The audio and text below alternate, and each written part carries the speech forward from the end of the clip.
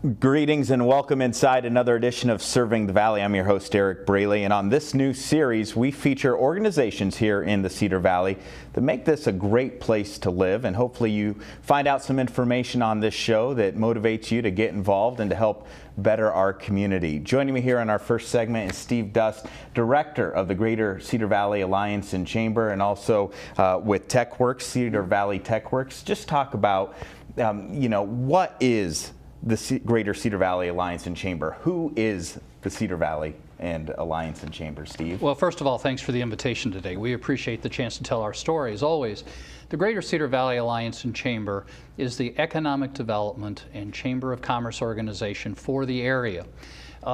We represent over 800 members. We call them investors from throughout the Cedar Valley area. They represent over 50,000 employees. Everything we do is from the business point of view. What does it take for a business to be successful? What's our business climate like? What's our community? What does the community need to do to support a successful business community? So we're about economic growth, making the base bigger, getting people into good work, good jobs, and we're also about economic vitality. If we have good, strong economic growth in the area, then we're going to be producing payrolls, we're going to be producing demand for products and services, and that's customers in your door. If our other businesses are successful, if their employees are making good wages, then people are walking in your door asking for your services and your goods. So that's what we're all about, is making this place grow from an economic development point of view and bringing that economic vitality into the market. So vitally important here. And I mean, you look around at other communities, most have a chamber and alliance, and it's unique here in the Cedar Valley because Cedar Falls, Waterloo, our other communities are actively working together on this economic development. The area is recognizing that the economy is regional. We want all of our communities to be very successful, and however they define success. We have to have successful communities for a successful economy. But the economy goes across city limits. It goes across county lines. It's regional in its impact and its activities. And so that's what we ask our businesses and our folks to focus on, is how does our economy act together? And that's why we call our activities the Cedar Valley. And focus on that big area. So what areas are included when you do say Cedar Valley, Steve? Great question. We try to go to the places where those natural economic relationships exist, and for us that's about a 30-mile radius. So going as far north as New Hampton in the industrial sector, over to Olwine for the manufacturing side of it, over to Independence, down to Traer, over to about Highway 14 on the west side. If you'd kind of draw a circle around that area, that represents our normal area where your employees come from, where your services will come from, where there's natural economic interaction. Now, as a Chamber of Commerce, we spend most of our time focusing on our businesses in the Waterloo, Cedar Falls, Hudson, Evansdale, in the tighter metro area. But as it relates to economic growth, we work very closely with all of our partners throughout that circle to promote this as a place to grow your business and to locate your business for that economic base strength. And you can see the graphic on your screen. Greater Cedar Valley Alliance and Chamber, 10 years now, hard to believe. It is. It's a big year for the Chamber and Alliance, and just talk about how special it is to celebrate 10 years of an idea that happened probably 11, 12 years ago, and the experiment worked. Well, that experiment was from necessity. It was a recognition by a new generation of community leaders, business leaders, that said, look, for us to be successful in the future, we have to act regionally. And for us to do that, we have to rethink the way that we do economic development and take care of our business community. And that was the genesis of the Alliance idea. And that alliance then over a period of years grew into the Alliance and Chamber, and we count as affiliates 10 or 12 different organizations from around the Cedar Valley immediate area, and then in terms of economic development we add another 7 or 8 partnerships that all work together to strengthen this economic area. It's been a great ride, and we could not have done it without the investment of time and financial resources of our member investors, people who are enthusiastic about growing this economy. Those are the key people in our work. You mentioned the economy, Yes. and owning a business here in Yes. the Cedar Valley.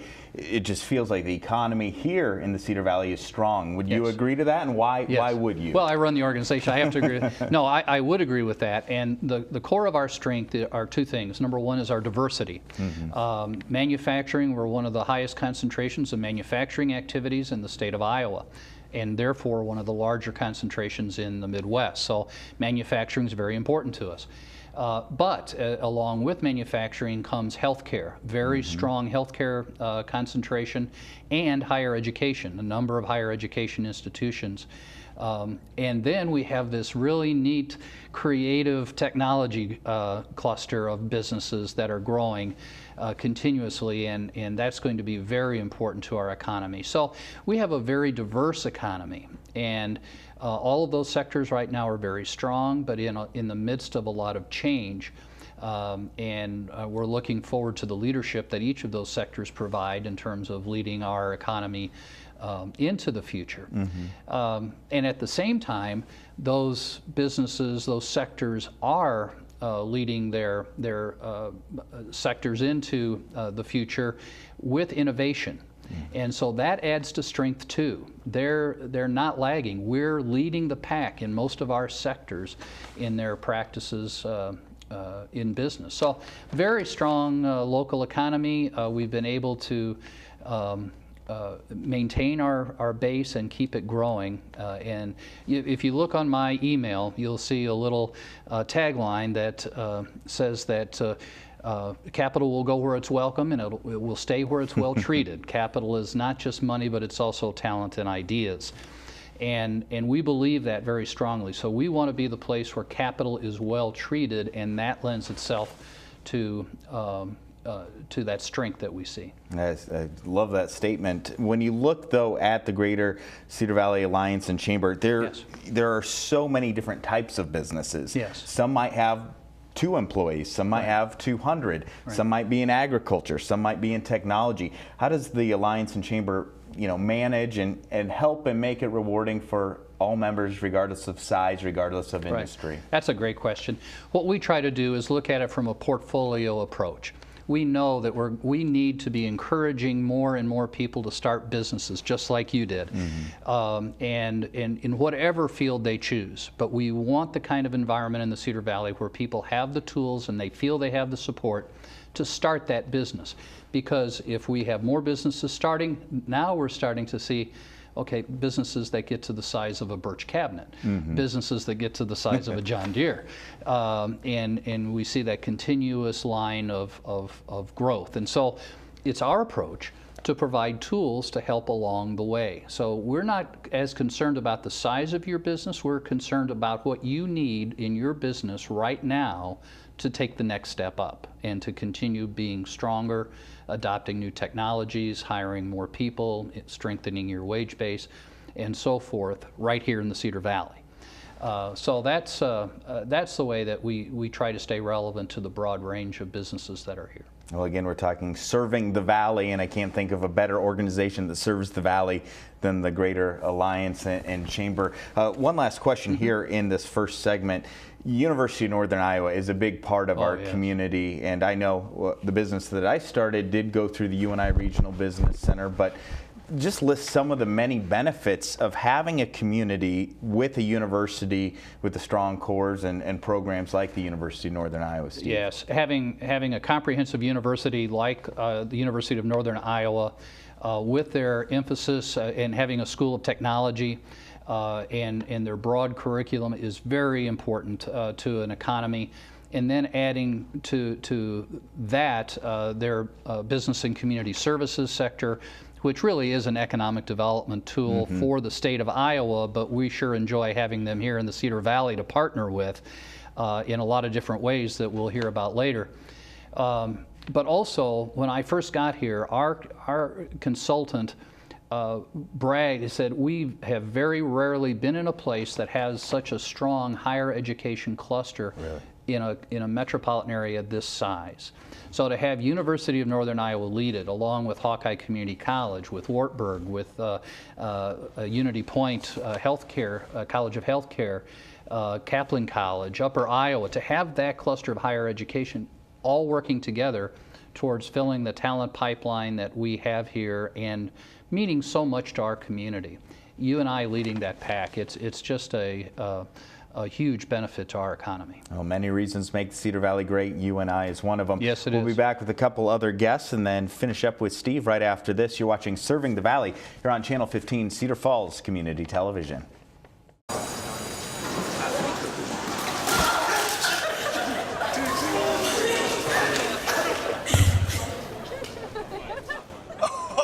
That's low and below. Look, he's blushing. Seriously.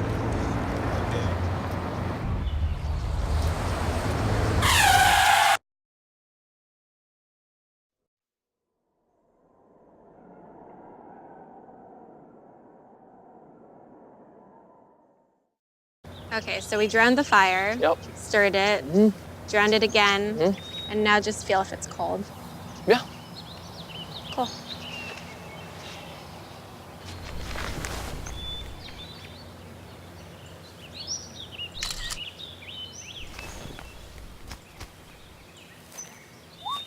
Smokey just gave me a bear hug. I know. Already posted it. Welcome back to another segment of Serving the Valley. Today we're focusing on the Greater Alliance and the Chamber here in the Cedar Valley. We spoke with Steve Dust. Now joining me here on the set are two friends that I know and do a great job with the Cedar Valley Chamber. Director of Business Retention and Expansion, Nate Clayberg, with the Greater Cedar Valley Alliance and Chamber, and Dan Benkin serves as the Program Director and Senior Associate for Advance Iowa, also serves as Director of the UNI Small Business Development Center. Nate, let's start with you. Business growth. Again, I am an entrepreneur. My business was started about 10 years ago. There's other businesses that have started here in the Cedar Valley, but why is it important to take it to the next level, to continue to grow businesses right here in the Cedar Valley and provide that service by the Chamber and Alliance? Well, obviously in economic development, the job or the goal is to create jobs or bring jobs to the Cedar Valley, or even have increased, if you're looking at growing a building, to having that tax base that our cities enjoy and our communities enjoy. But when you have people that are employed in the Cedar Valley and they got decent wages, they're the ones that are buying the cars, they're buying the houses, their kids are involved in the community, they're involved in the community. That's where you're growing your population. To try and sustain your companies as they grow, it helps your population grow. So that's a role of the Greater Cedar Valley Alliance and Chamber, is to try and help sustain that in our business community, to have those opportunities and help, not necessarily, I don't necessarily like the term of creating jobs, because we don't create jobs. I think we help enhance the environment that businesses can be successful in our area by giving them the necessary resources. If it's helping them find the right financial direction, finding some business counseling with the help of Dan's group and other resources across the Cedar Valley and across the state.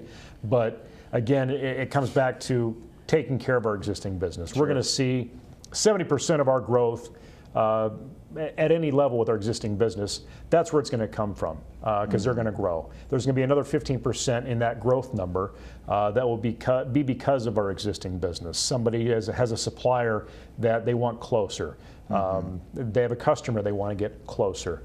Then there's that extra 15% that is the brand new company coming to town, like Zeidberg North America, that was announced here earlier this year, of bringing jobs and foreign investment to our community. That's the one where you see the golden shovels and the ribbon cuttings and all that stuff, where really existing business are here doing business as usual, living in the Cedar Valley, wanting to stay in the Cedar Valley and grow.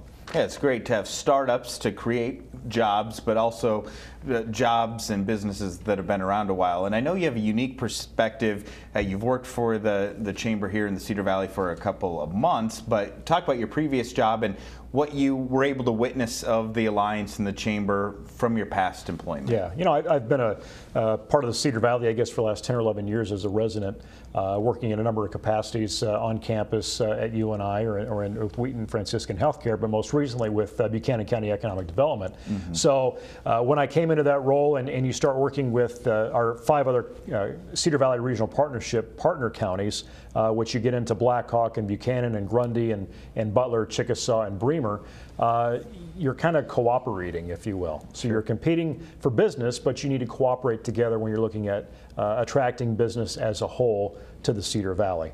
So when you look at, for example, Buchanan County, Independence, Jessup, Winthrop, Fairbank, those types of communities, you have probably 25 to 30% of that population will come to Blackhawk County to work. You've got a chunk of that will go down to Lynn County and Cedar Rapids to work every day.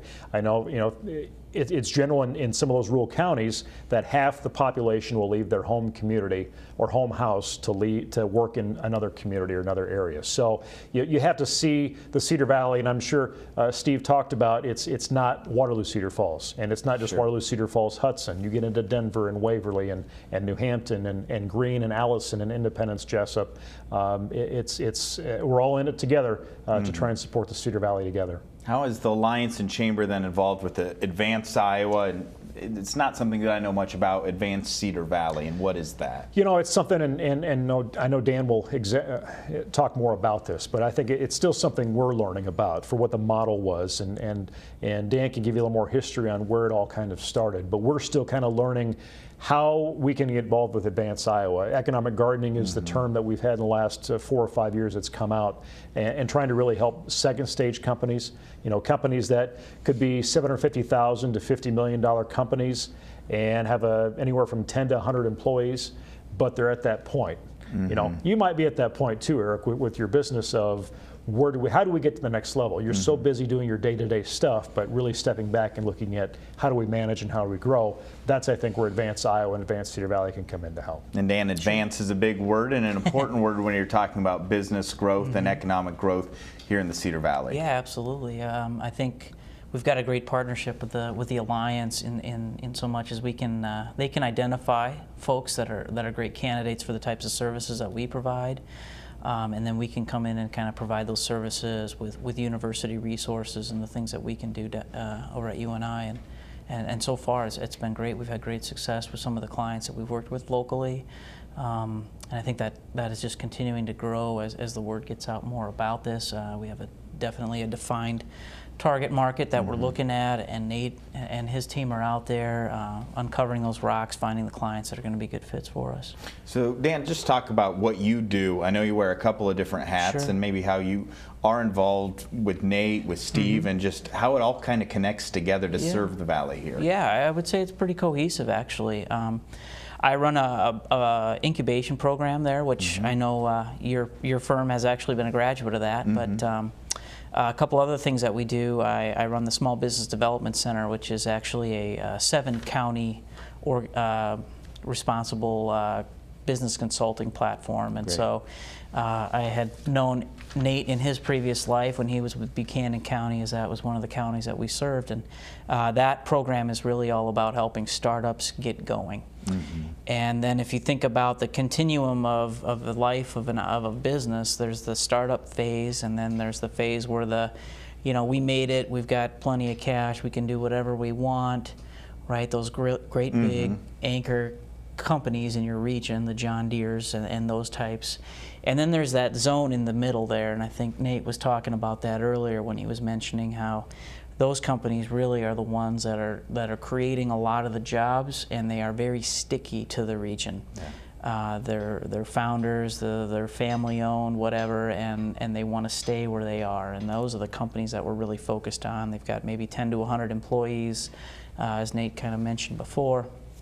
And I think that them identifying them and the relationships that they have with those firms, and then us being able to provide services, I think that's been a very good relationship for us to work with them. And other projects have kind of come up, and we've always had a good relationship there. I'm thinking of like TechWorks and some of the other things that are going on. So it's been a great partnership from what I've experienced of it. So is it a relatively easy sales pitch talking about the Cedar Valley and saying not only is it a good place to live, it's a good place to start a business, it's a good place to grow a business, to move a business? Is your job easy? Well, you know, in economic development, you would say here more now than I think even 10 years ago or even 5 to 6 years ago. Quality of life is talked more about with companies looking to locate or stay where they're at. You know, you can look in Waterloo, Cedar Falls, or the Cedar Valley, you're in 9 metro areas in 5 hours. You look at the quality of life with our trails and our school systems, and I think we have the highest literacy rate in the state for our students. You know, there's a lot of people that look into that. Zeidberg North America, they're located in Cedar Falls. He was key on quality of life and wanting to place his family from the Netherlands into Iowa, and this is the location they looked at. And looking to the future, I mean, the economy is swimming along, doing very well here right now in the Cedar Valley, and I don't know if we're in a bubble or just, you know, overall life is good here. Why are you hopeful for the future of businesses continuing to find this a good place to be? I guess from the Alliance's standpoint, you look at, you know, John Deere is strong. As long as John Deere remains strong as they are, we're good. I think it's always in the back of our minds that we need to diversify a little bit, not always rely on what Deere is. And you look at the employment that Deere has, but not just Deere, but the supply chain that feeds in there, from trucking to parts to the resources that feed into there. But again, it's the ag economy that supports us industrial-wise and also otherwise when you look at the region and how it feeds into people buying pickup trucks and doing shopping and entertainment. So, you know, I look at it right now, I think we are doing a lot better than some other places across the country. But I think we've got a solid footing but we're always on the watch to see how things go, and if things change, be ready to have resources available to answer those questions and help. Dan, your thoughts on Advance Iowa and the Greater Cedar Valley Alliance and Chamber? Sure. Yeah, I mean, I think if I think about, you know, the economy here going forward, and I've only been here for 5 or 6 years, but from what I know and have seen, we've become much more diversified, as Nate alluded to, and there certainly is a tech scene here that is starting to grow and even thrive, I would say.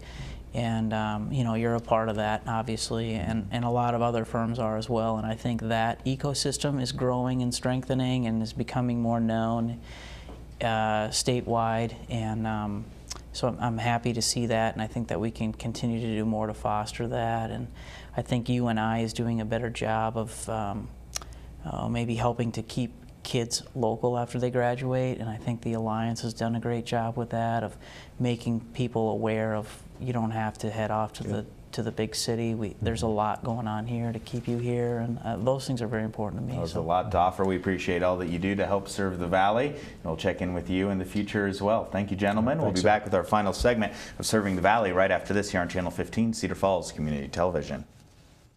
Michael Adams? Here. Michael Adams? Here. Michael Adams.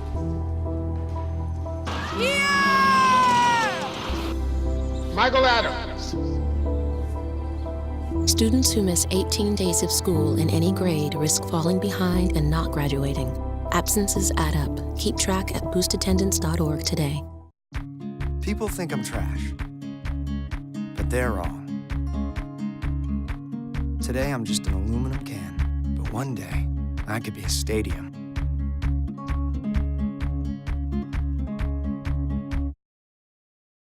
Welcome back to Serving the Valley. Our segment today talks about the Greater Cedar Valley Alliance and Chamber, and we've talked about a lot of interesting information. Steve Dust joined us in the first segment. He's here to wrap it up with us here in this final segment, and TechWorks is a big part about what is going on in the Cedar Valley here.